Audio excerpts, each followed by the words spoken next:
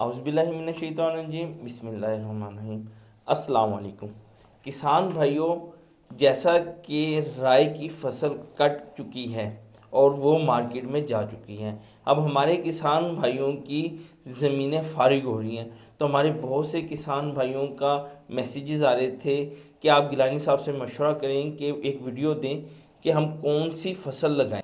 आज हम बात करेंगे तिली की फसल के बारे में, क्योंकि तिली की फसल के ऊपर एक तो ख़र्च बहुत कम है और इसमें प्रॉफिट बहुत अच्छा है। और हमारे वो किसान भाई जिनके पास बहुत कम ज़र आमदन है, तो वो अपनी आमदन को किस तरह बढ़ा सकते हैं। और इस टाइम मुल्क में जितनी भी तेल की इजनास है उनका रेट्स बहुत अच्छे जा रहे हैं। जैसा कि राया इस टाइम मार्केट में है, तो राय का रेट इस टाइम बहुत अच्छा है, तकरीबन 8,500 और 8,800 रुपये तक इस टाइम मार्केट में एक मन यानी कि 40 किलो तक बेचा गया है। तो इस तिली की फसल बहुत अच्छी प्रॉफिट देने वाली फसल है। तो इसके बारे में आज एक मालूमाती वीडियो होगी। हमारे किसान भाई इस वीडियो को मुकम्मल देखें और उससे फ़ायदा हासिल कर सके। मैं हूं सैयद ज़ैनुल आबिदीन गिलानी और आप देख रहे हैं अल सैयद फार्म।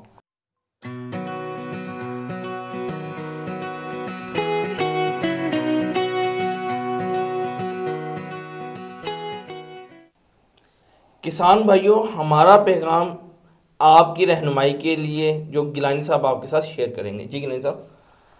आज भी हम वहीं से अपनी वीडियो का आगाज़ करेंगे कि सबसे पहले हमें ये नियत करनी चाहिए कि जैसी हमारी कोई भी फसल आए तो हम सबसे पहले उशर अदा करें।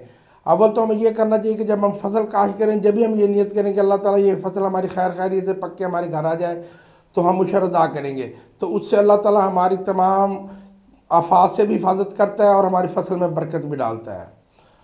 जैसे कि आपको जैन भाई ने बताया कि आज की हमारी वीडियो तिली के बारे में है।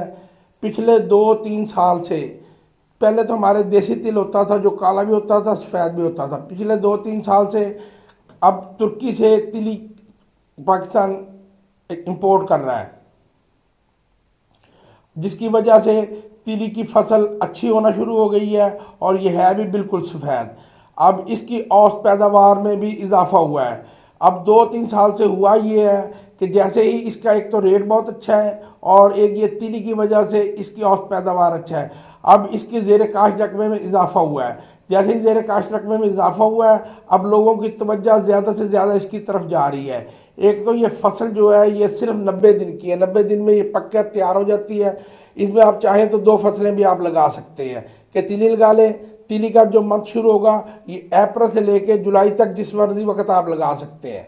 जो अब जुलाई में अगर राय के वड में आप लगाएंगे तो आप उसके बाद 1509 या 1692 या जौन सा भी दाई आप लगाना चाहें वो लगा सकते हैं। मक्की की काश्त भी कर सकते हैं। ये एक आपको अजाफी फसल मिल जाएगी।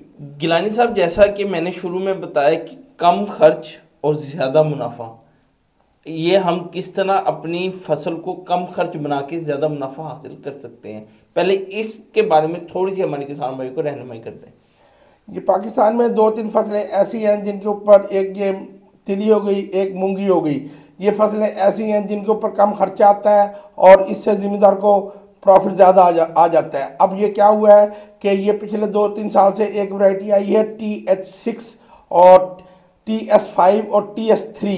ये 3 वैरायटी ऐसी आई हैं जो मंजूर शुदा भी हैं और इनकी औसत पैदावार भी अच्छी है। अब होता क्या है, सबसे पहले ज़मींदार ये राया काश्त कर, जैसे ही राय से ज़मीन फारिग होने के बाद वो 4 हल दे और 2 स्वागत दे के ज़मीन को बिल्कुल बारीक तैयार कर ले। अगर ज़रूरत पड़े तो वो रूटावेटर मारे, अगर वो ज़रूरत ना हो तो रूटावेटर मारने की ज़रूरत नहीं है। एक बात का उसने अहम ख्याल रखना है कि जब भी आपने तिली काश्त करनी है, आपने तर-बत्तर में काश्त करनी है। तर-बत्तर में आप काश्त करेंगे जब भी तिली जौन सी है उसका उगाव बहुत अच्छा होगा। और तिली के लिए जो ज़मीन होती है वो अच्छी निकासी वाली ज़मीन जो जल्द पानी पी जाए, जो सेमज़दा ज़मीन और करलाठी ज़मीन, इसमें कभी भी आप तिली ना लगाएं। क्योंकि तिली का सबसे बड़ा मसला ये है कि तिली के उसमें जैसे ही खेत में पानी खड़ा हो जाएगा तिली के पौधे सूखना शुरू हो जाएंगे। अगर फॉर एग्जाम्पल थोड़ी सी ज़मीन आपकी सख्त है, पानी रखती है, तो फिर आपका निकासी का निज़ाम बहुत अच्छा होना चाहिए कि जैसे ही मतलब आपने पानी लगाया और पानी खड़ा, अब ये फसलें नहीं पिया, ऊपर से कोई बारिश हो गई, तो आपको निकासी का निज़ाम होना चाहिए कि आपका वो एकड़ जो सा ऊंचा हो थोड़ा सा, उसमें पानी निकलने का कहीं ना कहीं रास्ता हो, जिसकी वजह से आपकी फसल बच सकती है। अगर आपका पानी नहीं निकलेगा तो आपकी फसल जो है वो बुरी तरह मुतासिर। जैसे जैसे आप कह रहे हैं कि हमारी ज़मीन सख्त हो, क्या सख्त ज़मीन में अगर ह्यूमिक एसिड का इस्तेमाल किया जाए तो ज़मीन को नरम किया जा सकता है? और नंबर 2, हमारे बहुत से किसान भाइयों ने सवाल किया था कि हमारे पास रेतली ज़मीन है तो वो यानी कि पानी नहीं खड़ा कर सकती, तो क्या हम तिली को रेतली ज़मीन में भी लगा सकते हैं? हाँ जी, रेतली ज़मीन में लगा सकते हैं, पर मगर वो ज़मीन जरखेज़ हो, ये ना हो कि सिर्फ रेते रेता और जरखेज़ बिल्कुल भी ना हो। कम अज़ कम वो जरखेज़ होनी चाहिए, उसमें तिली हो सकती है। जो बिल्कुल भी जरखेज़ ना हो उसमें तिली लगाने की ज़रूरत नहीं है। ग्रैनी साहब, जो सी ज़मीन रेते वाली नहीं हो रही बात, वो ये है कि हमारे किसान भाइयों का मैसेज आया था कि जी हमने उसके अंदर राया काश किया है और हमने उसके ऊपर माशाल्लाह 20 मन तक एवरेज लिया, वो हमारी ज़मीन जरखेज़ है। हाँ जी, वहाँ आप तिली काश कर सकते हैं। अच्छा, ह्यूमिक एसिड के सवाल का मैंने कहा था आपसे, वो ह्यूमिक एसिड का इस्तेमाल कर सकते हैं हम? ह्यूमिक एसिड तो आप इस्तेमाल कर सकते हैं कि जब आप दूसरा या तीसरा पानी लगाएं तो आप ह्यूमिक एसिड इस्तेमाल करें, उससे जो सा उसका निज़ाम पानी पीने का ज़मीन का अच्छा हो जाएगा और पानी ज़मीन में खड़ा नहीं होगा। अच्छा गिलानी साहब, सबसे अहम सवाल ये है कि तिली की काश्त किस तरह करनी चाहिए? ये क्या बेड बना के बजरिया ड्रिल या छट्टे के साथ? अब जो तिली के लिए जो रकबा चाहिए होता है वो रकबा होना चाहिए आपका 6.5 पीएच, जिसका 6.5 से 8.5 तक हो, क्योंकि हमारा पाकिस्तान का पीएच ज़्यादा चला गया है, 8.5 से भी ऊपर चला गया है। मगर आपने कोशिश करनी है कि आपको 6.5 से 8.5 तक पीएच वाली ज़मीन में आपको तिली काश्त करनी है। नंबर दो कि आपको वो जो सी ज़ीरो ड्रिल है वो ले लें, या जो गंदू वाली है वो ड्रिल भी ली जा सकती है। उसमें आप 2 किलो बीज उसे थायोफिन में थायल लगाना है 2 ग्राम पर किलो के हिसाब से, मतलब 4 ग्राम ही लगेगा, 4 ग्राम उसे लगा लें और उसमें 8 किलो उसमें आप डीएपी डाल दें। 8 किलो डीएपी, 2 किलो आपका वो हो गया बीज हो गया, ये 10 किलो हो गया। ये आपने बिजाई वाले सीड वाली हिस्से में डाल के और उससे आपने उसे उसे उसे उसे ड्रिल करनी है। जब आप उसे ड्रिल करेंगे तो आपने कोशिश करनी है कि जो बीज है वो 1.5 से 2 इंच से ज़्यादा नीचे ना जाए। अगर 1.5 से 2 इंच से ज़्यादा नीचे जाएगा तो उसकी जर्मिनेशन बुरी तरह मुतासर होगी। आप कोशिश करें कि ड्रिल इस तरह का लगाएं कि जो बीज है वो 1.5 से 2 इंच तक गहराई में जाए। अच्छा गिलानी साहब, ये तो ड्रिल के साथ होगी, अगर हम इसके अंदर बेड बना लें या बजरिया छट्टा काश करें? ये जो ड्रिल होगी ये तो बेड बना देगी ना। जब आपने छट्टे के जरिए काश करना है तो आपने या तो फिर 6 किलो रेता ले लेना है या 6 किलो मिट्टी छान लेनी है, वो 2 किलो बीज के साथ आपने काश वो मिक्स कर लेनी है और उसका मशरिक मगरिब और शमाल जुनूबन दोनों तरफ छट्टा देना है ताकि बीज एक जैसा पूरे एकड़ में फैल जाए। उसके बाद आपने स्वागा और हल बिल्कुल मामूली से लगाने हैं और उसके बाद आप उसे 5-6 दिन के बाद इसकी जो सा उगाव शुरू हो जाएगा। बजरिया छट्टे में गिलानी साहब डीएपी का इस्तेमाल कितने केजी किया जाएगा? बजरिया छट्टा हो या बजरिया ड्रिल हो, इसमें यही होगा कि आधी बोरी डीएपी आधी बोरी यूरिया, ये आपको इसका बिजाई के वक्त ही खाद डालनी है। उसके बाद अगर आपको डालना है तो क्योंकि तेलदार इकसाम है, तेलदार इकसाम का ये एडवांटेज होता है कि इन्हें सल्फर बहुत ज़्यादा वो करता है, सपोर्ट करता है। तो जब सल्फर सपोर्ट करेगा तो आपको इसमें 2 किलो सल्फर डालें या 1-2 स्प्रे सल्फर के कर दें। नहीं, इसके ऊपर जड़ी बूटी मार स्प्रे नहीं हो सकता। इसका पहला पानी जो है वो जब आपके वो उगाव मुकम्मल हो जाएगा, जब आपका पौधा 5 से 6 चौथे से छठे पत्ते पे आ जाएगा तो आपने इसकी छिदराई करनी है। पौधे से पौधे का फासला आपका 6 इंच होना चाहिए, पौधे से पौधे का फासला 6 इंच होना चाहिए और पौधों की तादाद कुल एकड़ में 45,000 से 55,000 होनी चाहिए।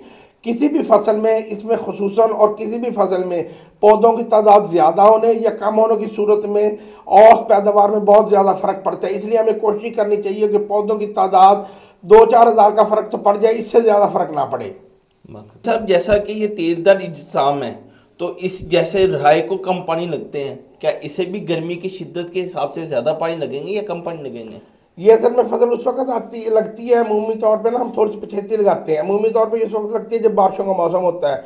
वैसे तो 5 से 6 पानियों में मुकम्मल तैयार हो जाती है। पहला पानी हम लगाएंगे जैसे हमने फसल काश्त कर ली, फसल उगने के 18 से 20 दिन के बाद पहला पानी लगेगा। उसके पहले पानी से दूसरा पानी अपना 12 से 15 दिन के बाद लगेगा, और तीसरा पानी उसके 15 से 20 दिन के बाद लगेगा। जो चौथा पानी है, जिस टाइम फसल डोडी और फूल की फूल निकालना शुरू कर देगी, चौथा पानी हम उस वक्त लगाएंगे। और जिस टाइम हम चौथा पानी लगाएंगे उसके बाद हमने उसे कम से कम 1-2 पानी ज़रा जल्दी लगाने हैं ताकि फसल मुतासर ना हो। अगर हम उसे पानी जल्दी नहीं लगाएंगे तो फसल के मुतासर होने का बहुत ज़्यादा खदशा है, पैदावार भी कम होगी। इसके ऊपर कौन कौन से पेस्ट अटैक करते हैं और उसकी एहतियाती तदाबीर के लिए हमें कौन कौन से स्प्रे करनी पड़ेंगी? सबसे पहले जो इसके ऊपर हमला करता है ना, वो जड़ की तरफ से हमला करता है। एक इसे जड़ की तरफ से दीमक हमला करती है। दीमक जो है वो चूंटी नुमा कीड़ा है और वो इसे जड़ को मुतासर करता है। जैसे जड़ मुतासर होती है, छोटा सा पौधा होता है और उसी टाइम वो सिर घेर देता है और उसी टाइम वो मर जाता है। इसके लिए पहले टीनाकिल आती थी। अगर आपको टीनाकिल दस्तियाब हो तो आप हमारे से भी टीनाकिल मंगवा सकते हैं। अगर आपको टीनाकिल दस्तियाब नहीं है तो आप 1 लीटर बाइफेंथ्रीन भी आप उसके ऊपर फ्लड कर सकते हैं, जिससे टीनाकिल का उसका दीमक का मसला हल हो जाएगा। अच्छा, और दीमक के बाद इसे जो आएगा कीड़ा, वो आएगा उसका क्या नाम है अपना टोका आएगा। टोके का आप कोई भी दानेदार जहर 8 किलो उसके ऊपर छटा करें। छटा करने के बाद उसे पानी लगा दें, उससे उसका टोके का मसला हल हो जाएगा। तीसरा जो इसके ऊपर कीड़ा आएगा वो चोर सुंडी कहते हैं उसे, वो इसके तने के ऊपर हमला करती है। वो तने को काट देती है जिससे पौधा गिर जाता है और मर जाता है। उसके बाद अब पेस्ट की बात आ गई। पेस्ट के ऊपर इसके ऊपर हमला करेगा सबसे पहले तेला, वाइट फ्लाई और लश्करी सुंडी, ये 3 हमला करेंगे। तेला और वाइट फ्लाई के लिए तो तकरीबन एक ही स्प्रे ज़्यादा है, जो सी वाइट फ्लाई के लिए है वही तेले के लिए है। उसके लिए कोई भी आप अच्छी स्प्रे कर सकते हैं। अच्छा, तेले के लिए आप कोई तेले और सफ़ेद मक्खी के लिए आप कोई भी अच्छी स्प्रे इस्तेमाल करते हैं।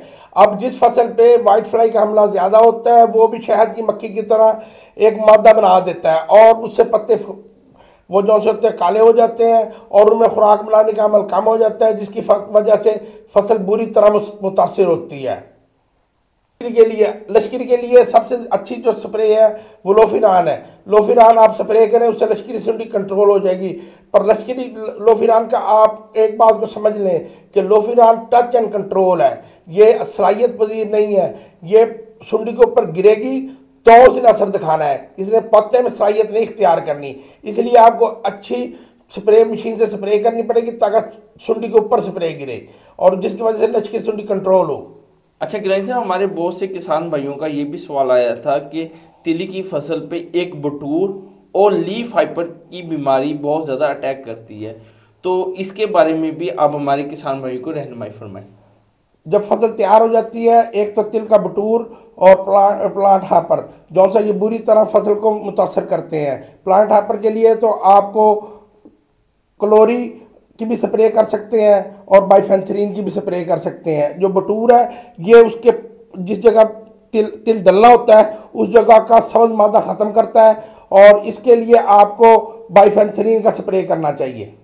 अच्छा गिलानी साहब, हमारे बहुत सारे किसान भाइयों का मसला ये है कि वो कहते हैं कि हमने तिल की फसल लगा ली, उसे संभाल भी लिया, मगर जब इसकी कटाई के अमल के बाद इसके पकाने का अमल आता है तो उस टाइम हमारा बहुत सारा नुकसान हो जाता है। जब ये झड़ जाता है, ज़मीन में गिर जाता है, तो हमारे किसान भाइयों को रहनुमाई करें कि ये पकाने के बाद इसे किस तरह संभाला जाए और किस तरह इसे थ्रेशर से निकलवाया जा सकता है।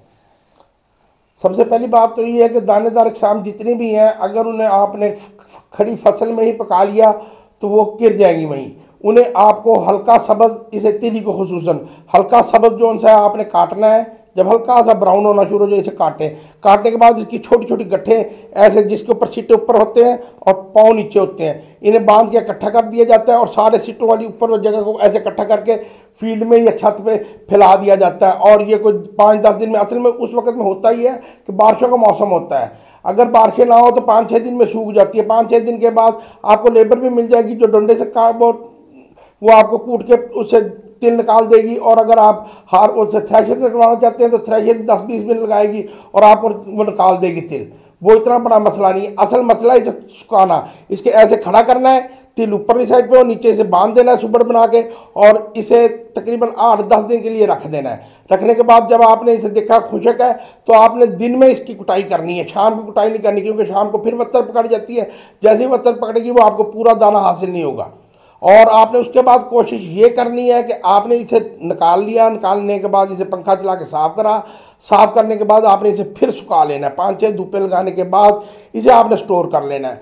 अगर तो किसी के पास गुंजाइश नहीं है वो तो उसी टाइम बेच सकता है। अगर किसी के पास गुंजाइश है तो फरवरी मार्च तक रखे, वो मार्च अप्रैल तक।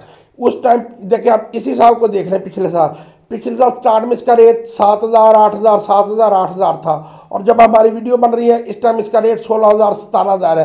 तकरीबन ऑलमोस्ट दुगना हो गया है। और इसकी औसत पैदावार भी, अगर कोई अच्छा किसान है, कोई जिम्मेदारी कबूल करता है पूरी, से तेले वगैरह की, वाइट फ्लाई की, दीमक की, हर चीज़ की से स्प्रे करता है, उससे फ़ायदा ये होगा कि इसकी 15 मन तक औसत आ सकती है। जब इसकी 15 मन औसत आएगी तो आप खुद हिसाब लगा लेंगे, 17-18,000 रुपये रेट है, तो आपको अच्छी अर्निंग आ सकती है।